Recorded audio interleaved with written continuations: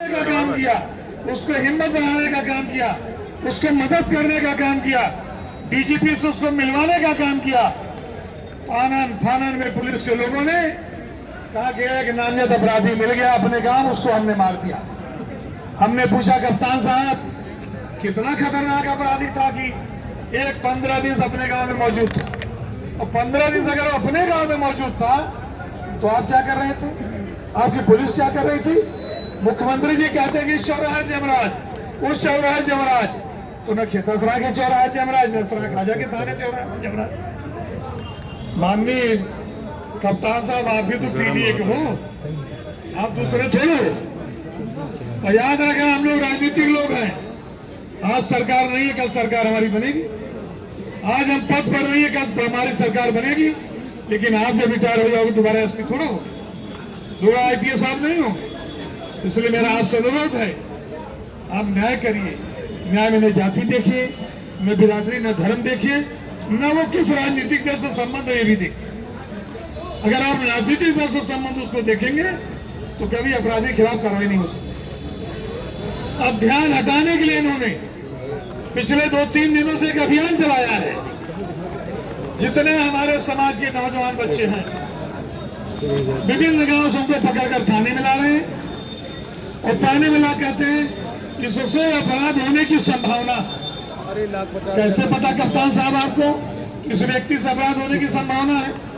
अगर मैं लिख करके दे दूं कि भारतीय जनता पार्टी के अमुक मंत्री से, भारतीय जनता पार्टी के अमुक विधायक से, भारतीय जनता पार्टी के अमुक नेता से अपराध होने की संभावना है, तो क्या कप्तान साहब उसको लाके जेल भेजने का काम करेंगे? अगर जेल भेजे मैं लिख के तब जाऊं।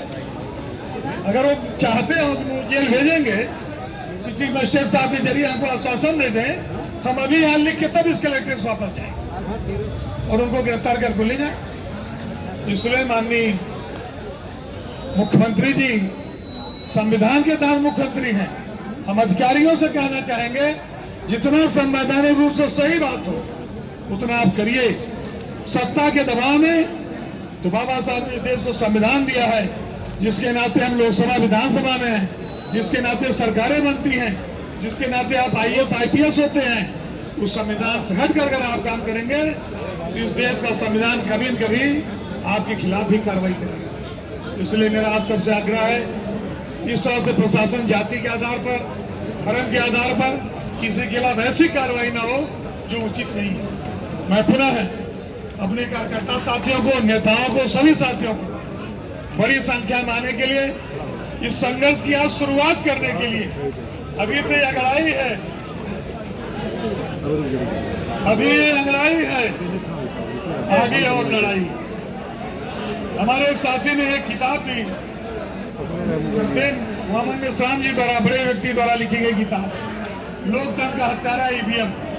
हमारे नेता समाजवादी पार्टी के राष्ट्रीय अध्यक्ष माननीय अखिलेश जी ने खुद कहा है हम ईवीएम से चुनकर आएंगे और ईवीएम को हटाने का काम करेंगे, ईवीएम को हटाने का काम करेंगे। इसलिए हमारे कुछ साथियों ने कहा कि 27 में 27-28 के चक्कर में मत रहिए, चुनाव 26 में होने जा रहा है। 26 में हमें 27 का इंतजार नहीं करना है।